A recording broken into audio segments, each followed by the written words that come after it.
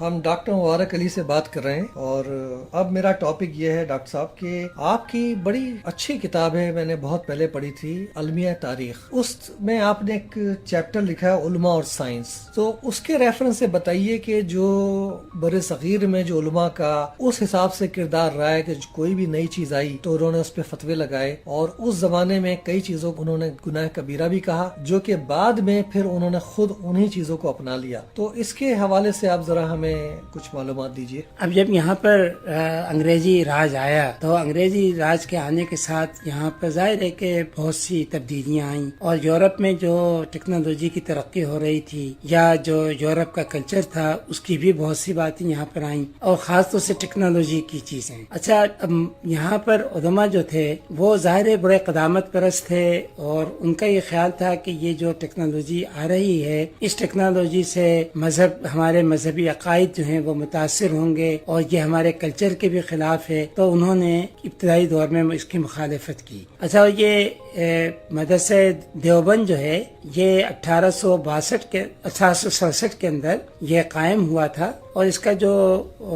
اہم شعبہ تھا وہ دارالافتاء تھا، یعنی جہاں سے کہ فتوے دیے جاتے تھے، چونکہ لوگوں کے بہت سے سماجی، سیاسی، معاشی مسائل ہوتے تھے جو وہ مذہب کی روشنی میں حل کرنا چاہتے تھے، تو وہ فتوے پوچھا کرتے تھے، اور پھر ان فتاوی کی کتاب جو ہے یہ آخر کے اندر سال کے آخر میں شائع بھی ہوا کرتی تھی۔ تو اگر ہم دیوبند کے شائع ہونے والے ان فتاوی کی کتابوں کو دیکھیں تو ہمیں نظر آئے گا کہ ٹیکنالوجی کے بارے میں اور یورپ کے کلچر کے بارے میں ان کے کیا خیالات تھے۔ اب مثلا جب لاؤڈ اسپیکر آیا تو یہاں پر جو مذہبی علماء تھے انہوں نے اس کی مخالفت کی۔ انہوں نے کہا کہ یہ لاؤڈ اسپیکر جو ہے یہ شیطان کی آواز ہے، اور اس کو بالکل یعنی اذان دینے میں یا مذہب کے واعظ کہنے میں اس کو بالکل استعمال نہیں کرنا چاہیے۔ سخت مخالفت انہوں نے کی۔ اسی طریقے سے جب کیمرہ آیا اور تصویریں کا مسئلہ ہوا تو انہوں نے اس کی بھی مخالفت کی، کہا کہ یہ تصویریں بالکل ناجائز ہیں، کیونکہ یہ بھی ایک طرح سے قدرت کے یا اس کے خلاف ہے کہ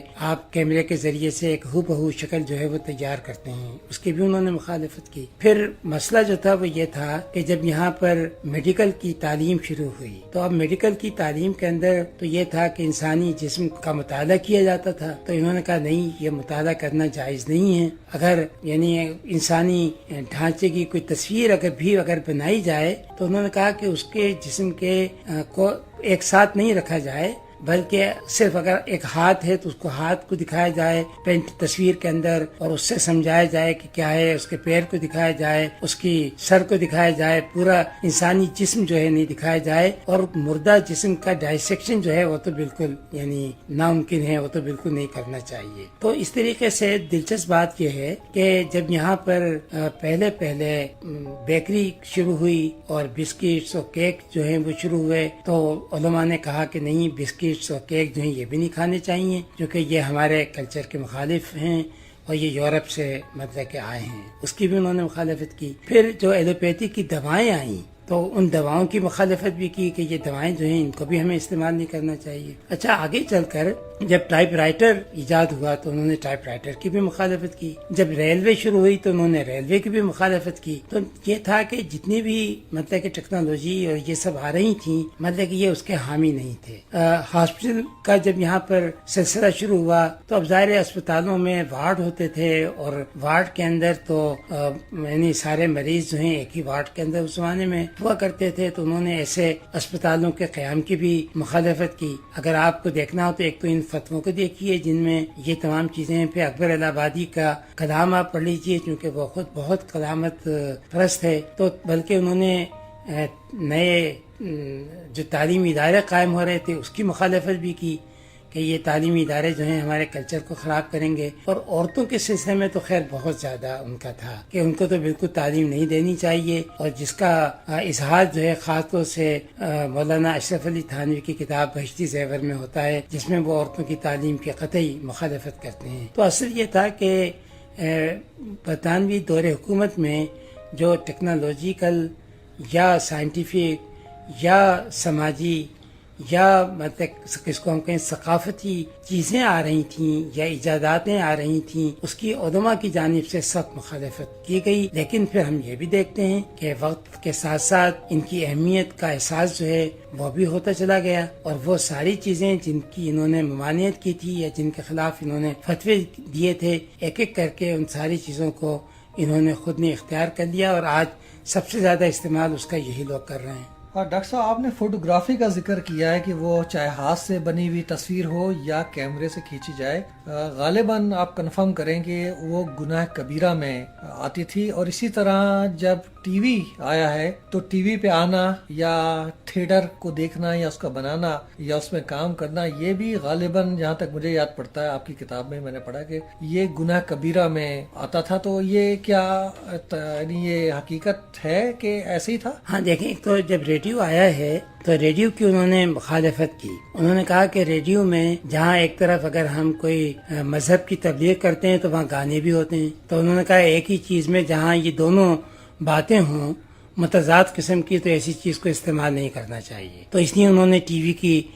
مخالفت بعد میں کی، پہلے ریڈیو کی مخالفت اس بنیاد پہ انہوں نے کی. اچھا، دلچسپ بات یہ ہے کہ پہلے زمانے میں انہوں نے منی آرڈر سے پیسہ بھیجنے کی بھی مخالفت کی تھی کہ منی آرڈر سے آپ پیسہ بھی آپ نہیں بھیج سکتے ہیں. اچھا، پھر آگے چل کے یہ آپ صحیح کہہ رہے ہیں کہ تھیٹر آیا تو تھیٹر کی مخالفت اس لیے بھی ہوئی کہ اس کے اندر بھائی لڑکیاں بھی ہوتی ہیں، لڑکے بھی ہوتے ہیں، گانے بھی ہوتے ہیں، ڈانس بھی ہوتا ہے، لہٰذا مطلب کہ ایسی چیز جو ہے وہ بھی مطلب کہ ہمارے کلچر کے خلاف ہے، اس کی مخالفت ہوئی. اور ٹی وی تو ظاہر ہے کہ ابھی موجودہ دور میں آیا، لیکن ابتدا میں اس کی بھی مخالفت کی گئی. بلکہ ابھی بھی بعض علماء ہیں ایسے جو تصویر نہیں اترواتے ہیں، جو ریڈیو پہ آنا پسند نہیں کرتے ہیں اور ٹی وی پہ بھی آنا پسند نہیں کرتے ہیں. تو ابھی بھی انتہا پسند مطلب کہ علماء کا ایک گروہ موجود ہے جو سائنس اور ٹیکنالوجی کی ان چیزوں کو ابھی بھی نہیں تسلیم کرتا ہے. ڈاکٹر صاحب، ایک بات اور ہے کہ جب انگریز آئے انڈیا میں تو ہندوؤں نے انگریزی تعلیم کو اپنایا، انگریزی سیکھنا شروع کی، کیونکہ ان کو یہ اندازہ تھا کہ اب ترقی کرنے کے لیے یہ ضروری ہے. جبکہ مسلمان اپنے علماء کے پاس پہنچے اور انہوں نے ان سے یہ فتویٰ حاصل کرنے کی کوشش کی کہ بھئی انگریزی پڑھنا حرام ہے یا حلال، تو مولویوں نے ان کو کہا کہ انگریزی پڑھنا حرام ہے، اور اس لحاظ سے ایک طرح سے مسلمان پیچھے رہ گئے انگریزی تعلیم حاصل کرنے میں اور ترقی کرنے میں. تو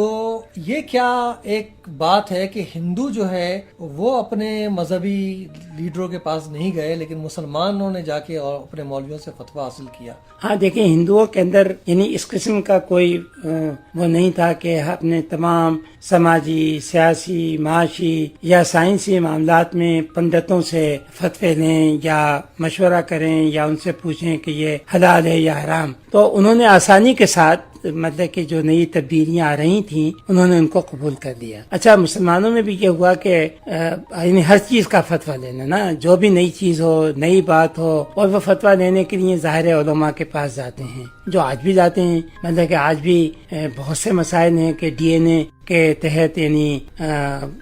جو ثابت کچھ کرنا ہو، مثلا ریپ کیس میں اگر ثابت کرنا ہو تو اب یہ ہے کہ نہیں کرنا چاہیے، حالانکہ سائنسی طور کے اوپر بالکل ایک طرح سے وہ چیز ثابت ہو جاتی ہے. یا ٹیسٹ بیبیز ہیں یا مطلب کہ اور بھی استعمال ہے، تو آج بھی مطلب کہ علماء فوراً ان کے سلسلے میں فتوے دے دیتے ہیں کہ یہ چیزیں جو ہیں مذہب کے خلاف ہیں. تو پہلے بھی یہ ان کا رجحان تھا. تو انگریزی کے بارے میں بھی یہ ہے کہ شاہ عبد العزیز کے بارے میں ہے کہ انہوں نے جو شاہ ولی اللہ کے صاحبزادے تھے انہوں نے تو کہا تھا کہ انگریزی پڑھ لینی چاہیے، لیکن اکثریت علماء کی وہ تھی جنہوں نے انگریزی تعلیم کی مخالفت کی. اچھا، نہ صرف انگریزی تعلیم کی مخالفت کی تھی بلکہ انگریزی لباس کی بھی مخالفت کی تھی کہ انگریزوں کی طرح کا لباس بھی نہیں پہننا چاہیے، انگریزوں کی طرح کے بال جو ہیں وہ بھی نہیں کٹوانا چاہیے، کہ یہ تشبیہ ہو جاتی ہے یعنی کافروں کے ساتھ، کہ آپ کافروں کی نقل کر رہے ہیں، تقلید کر رہے ہیں، تو اپنی اسلامی شناخت آپ کی ختم ہو جاتی ہے. تو مسلمانوں کے ساتھ یہ المیہ رہا ہے کہ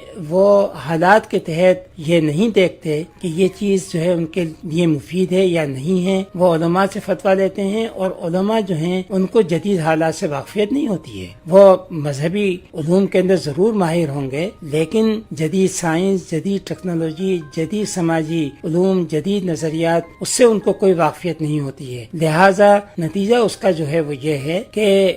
پھر ہم نئے چیزوں کو اختیار کرنے میں ہمیشہ دیر کر دیتے ہیں، جبکہ دوسری قومیں آگے نکل جاتی ہیں، ہم بہت پیچھے رہ جاتے ہیں. اور یہی ہندوستان میں مسلمان کمیونٹی کے ساتھ ہوا کہ ہندو بہت آگے نکل گئے، ہم ان کے مقابلے میں بہت پیچھے رہ گئے. بہت بہت شکریہ ڈاکٹر صاحب.